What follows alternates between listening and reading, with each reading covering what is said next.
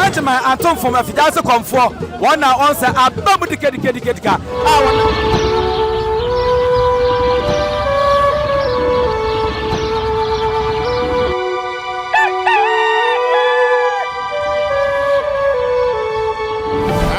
Kwadu Yiadom otosomi ensa odampamu a adofo ejamfo nananom efire achirichiri pincheye eba behwe nana ani achi na sabre de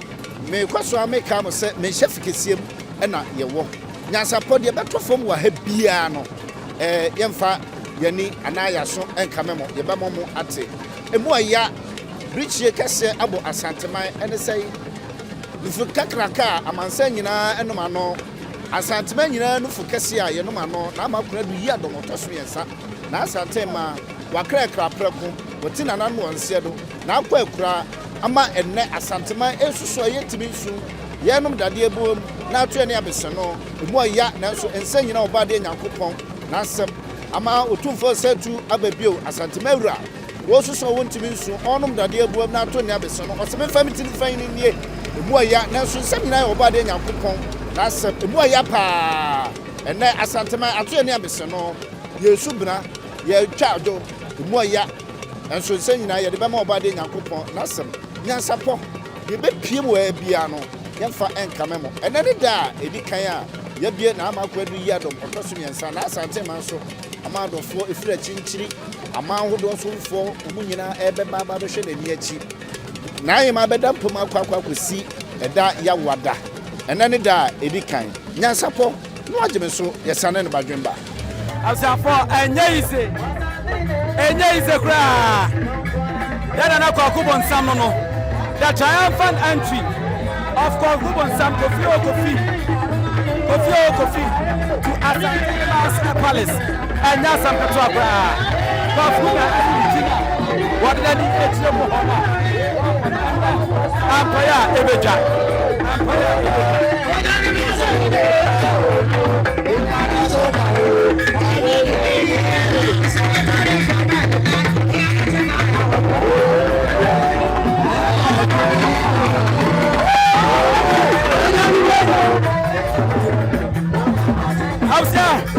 Twedie because the triumphant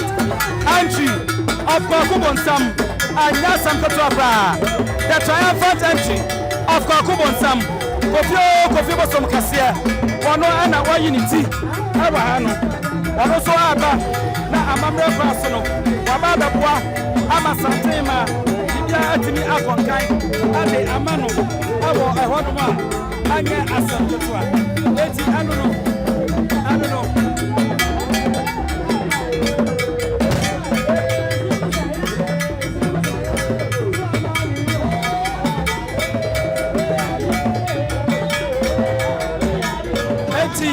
I don't know. I comfort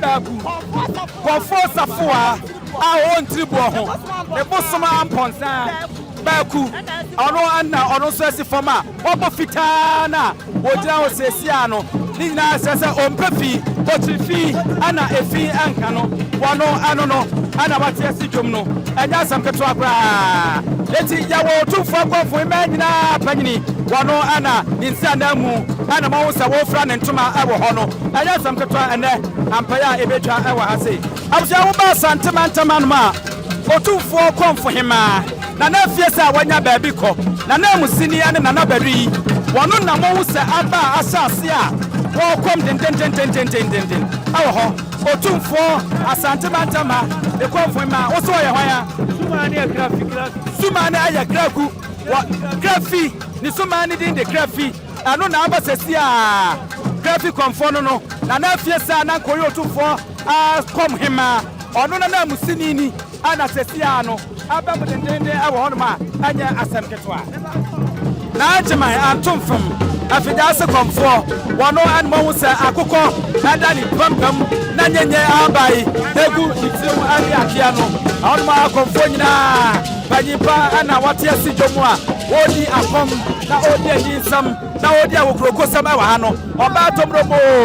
na ajema ano no ena Appiah Ebenezer awa ha na ajema antomfom ano no afidase komfo wono ana muhu no doso nyanya abai ana akoko adanitie na wo se bibia esa agyan ana edina tie okwabrane asonumu wo mo ne ko ba bia Sumankwahene eprepre what is ese ana wo mo de na agyeman antomfom adene akọ Sumankwahene a wono ana wo ya Asantehene ni Sumankwahene anei wono atenase antenase a wotenase no wo rese ne be ya bibia ebekoso ewa hanom eti eprepre wono no otenase sa no mo de wo maba no mo de na ba betia no ewo honom eti na agyeman antomfom afidase komfo wona onse abamu dikadikadika a wonam kwama wo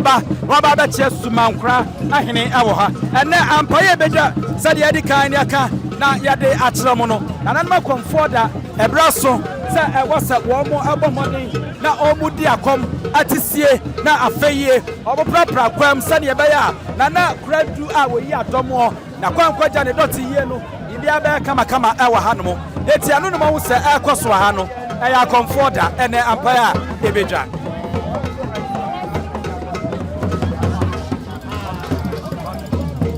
eti abia ukọ asante afijase a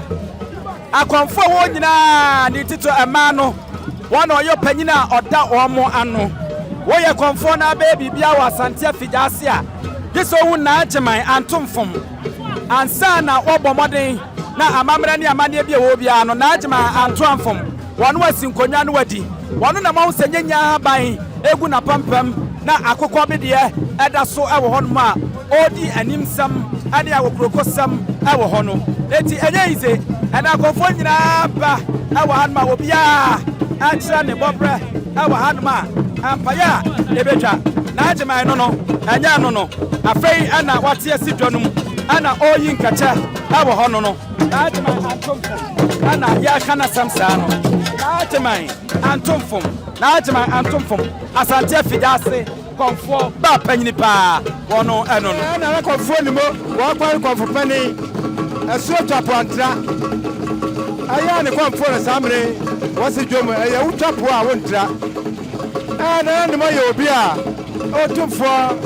komfo no na ni mo free so kom ye fie aduana mienu ni ana samre hu se wose dwom a wo dada ne ho no kutaya de ba har se ye ne na ba ko pe na Kwadu a wafiri mu ande e ba betete ye ne na o sa tu otoso bienu wire etimu hunu ya amamre na samre ye obi a wontibi ma ha bia na se woja wo sani ya ba hwe a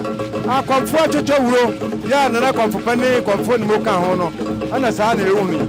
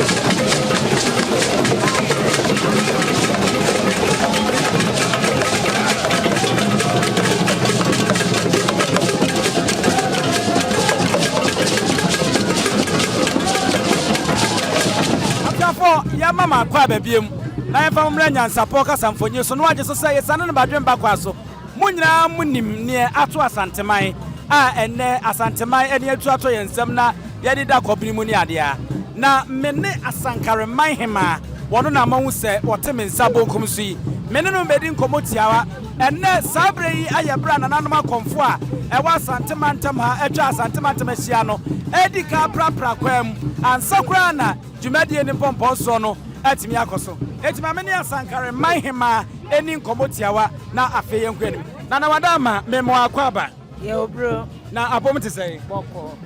Abja for some Mobakaya, Obahima, we and any detailed Komo, Ewe Nyansapo so, Mobakaya, Mammy Wena, or Ba, na or Fanwa, where a yentina unisano, Nasa, Kwasi Debia, Nasa, a Nidia Debina, Osifom, na majestically one anteno or Ba, Nasa, and Yasam Gotra, Menino and Asa Shebiumi, Etiebedi and Komo, Mammy Camisao, a bra, what is Sabrichi and Casano, San Osifano. Oh, me won't dream me. Me won't dream me, pa. Just say, ya, just say, every modia, ya, my man, dear. Yania break, Yania soja, Yania break, papa. It's Nya grobin yedio. Aha. We can wa Asante Mahemano, Asantehemaa'S mienu no woni wankasa do ani adi wadanse a omo wa akonya so a omo frato nya sa. No correct. Okay. Yeah, me bedi akonya mienu. Eti mani abre. Pa. Anei de ekoso wa hayi. Unchemu kakra woni mfa woni sa sesia na nanma konfo de. Na nanma konfo de de. Sa eya Asante amane ene na mamre. Eche se edru say de Asantehemaa'S tumpem anase bibisa ye bie kwan e ma konfo e wa Asantehemaa'S nyina e begro e bie kwan e me kwan da ho ansana ya toaso aye na yie tie ne sa na tie na wanga sa fra sankare ba no di bi ba ya na me di bi ba jasa me di bi ba ya ta no konfo ta Kwasi o makonwa ne ho me bedi akonwa na waja kwam 36 years esa me hwe busum ni yentino bosum no watiasi e wa konwa ne kwamfo dada na kwa chefu the second akwajeje na kwam a wadi jaya kwam enya sam ketwa kwa chefu the third abawa pep na hwe ba jina soa masuma no wasa akọfa ne kwamfo dada de naba ena ndene be che Sumankwahene no se ene eya tete bosum eti say ya mania ne amamra dia so de neba na me de naba me de neba so watiasi a odi agrama amanfo hu say yes tete bosum no oda so akonwa ne onkoi efie be se ni na adam pan a emfa obi a na fa obi 36 years fi shedua sense afani dada oya kwamfo dada ya tete na kwam dada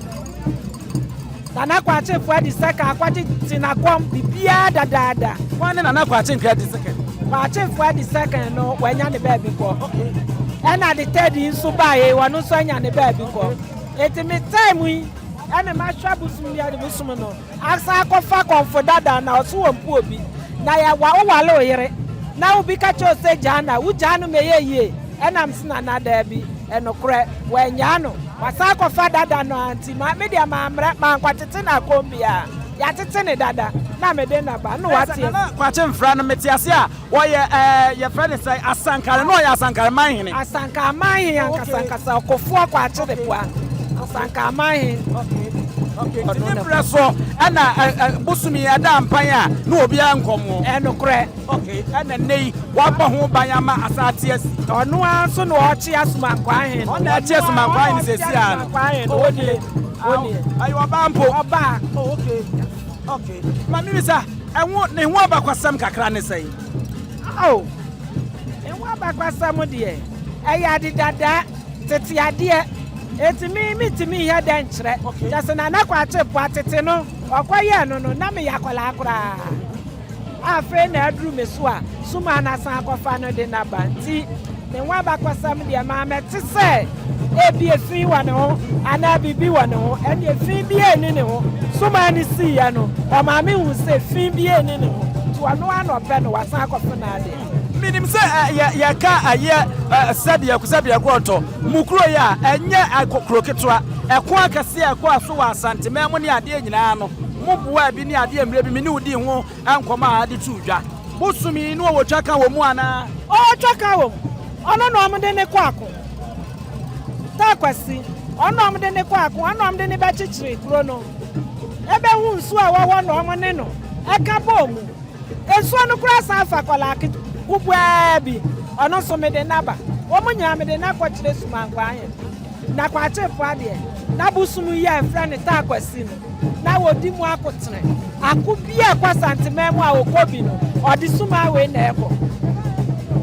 eti no okobi pa na se asankare kwa kase Asantehene mu a yedi mu akotere di mu anim ama Asantehene ba ya Asantehene na se sata Kwasi na odi mu tintima enokre odi mu tintima pa omega sanana na dia sadia ebiasisi ko eni ade ya ka ba ye ya eye Kristo suma be na nka we ka sa ha ho esa Appiah mata Kwasi sa be de wa brabom na sande ade ya wo woto mo de ne ya wo woto ana ya tete amamre mitimi nka sai mi di Kristo esa ya de mitimi fa Kristo sa ya de ya amane ne amamre de ya nto nkyere ya da sukure enti emfa won se ne ebesi akobia se de waka ne yemfa Kristo ansa ya de emu ye de ye ne yie enti wo de bo amamre ne amane ho ban enokre enti ye frɛ no ma na ye se de biem na ekoso na nanom wi a na eye ne to aso no ne aguso ayeye na atu ya wada ye de abrewa ye ba akɔpɛ ne korabre na wada ma wudi ni nyina bi na branch rewa the first Asantehene abisafo nana abrachirewa odi kan asankare mahima enam ne nasi nkonwa trankonwa so na yedi nkomo ede afata Kwasi bosoma da obese finhia dua sansia ni a afei ene oba ye wono so abomodene ahwa amenneye wotimi aka no kan wanko obi aka obi owosua hunu awa akommu ena ta Kwasi ekofa na maami tomro ka ma monse wodi akomu Nyansapo so ne yaba ne aba sa eba ne Asantehene na kwankwaja sumi ne Dote Yie enwo asam dia enye afidie ne famfiri ya no subscribe no share no like na dia to san se emusu kono ya ne yebedo ya di mu nchemu nyina dia bro abusia panyi ousu aduomi enimidin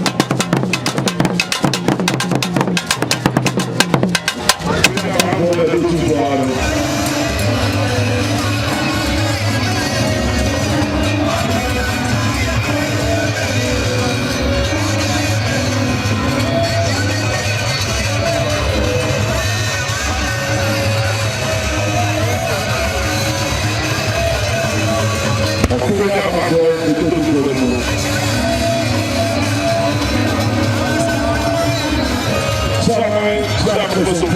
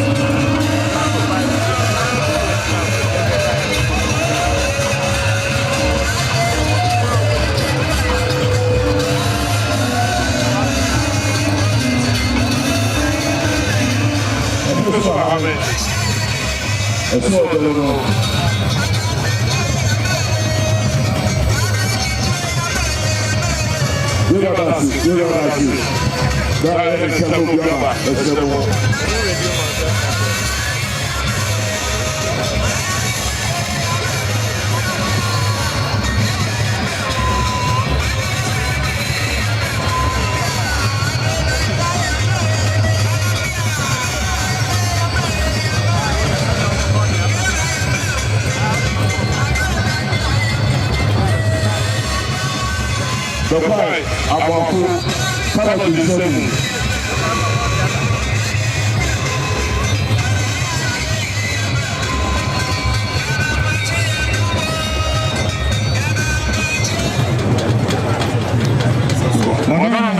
Akuatia, Twedie, Akuatia,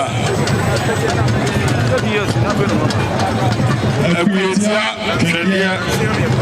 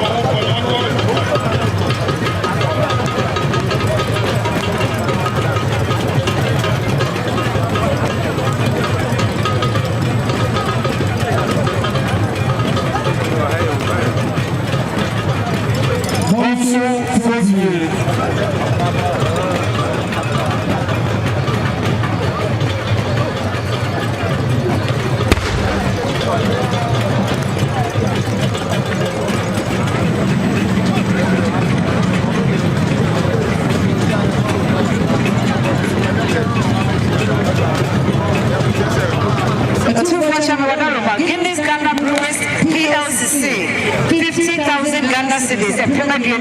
Motion Tiadia, Eja, Nahima Pines, no Mano Asu, Appiah. Sanso and Bishop Dr. Samuel Kwasi, Jose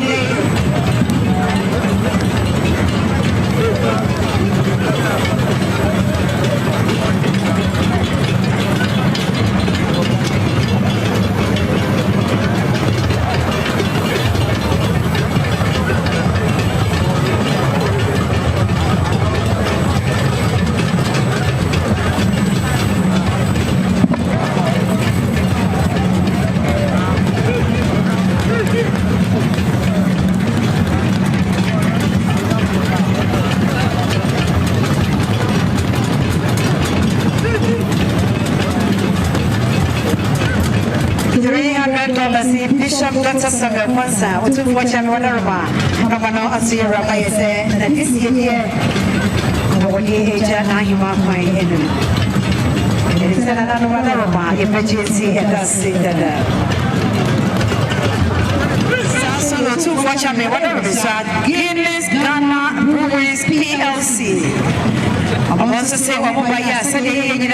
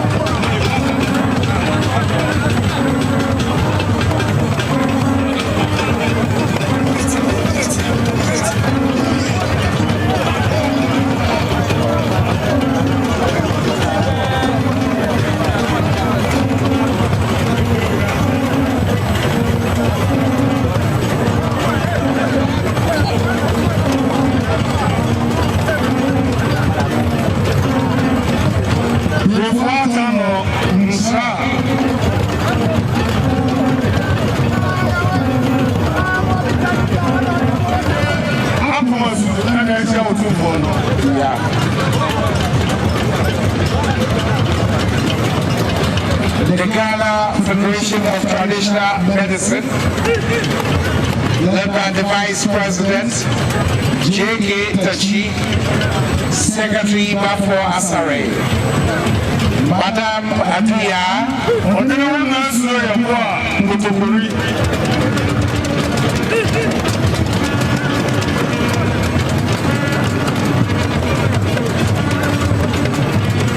the Vice President Abdusalam, Adisa Heba, the organizer Abdul Adu, Safo Ahmed Adu Safo, and Dama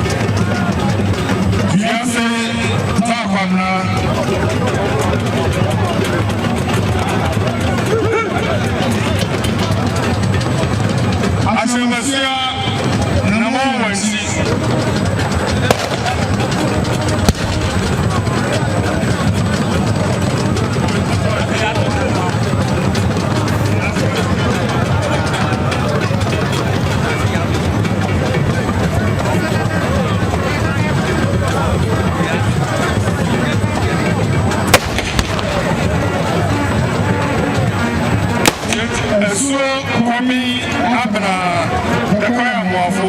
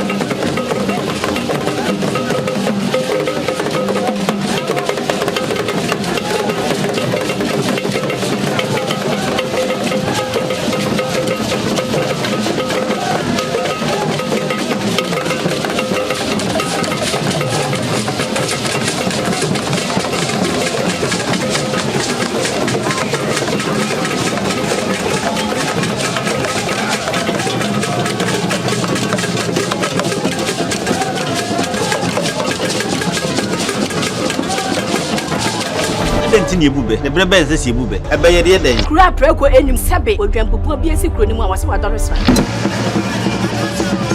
tanyini wantena fie ema aseduamfo blani pie frimantam be hin se pin enye nkwande wa na ye sotro no wa ansa na odi asebe fita na no makode ebrensi am wa otua ne nsem mojabmo nim hu bi duanani wie klaman wo ye sofo kra wonye yie bi tontonte ye no nsane ye fa nyansapo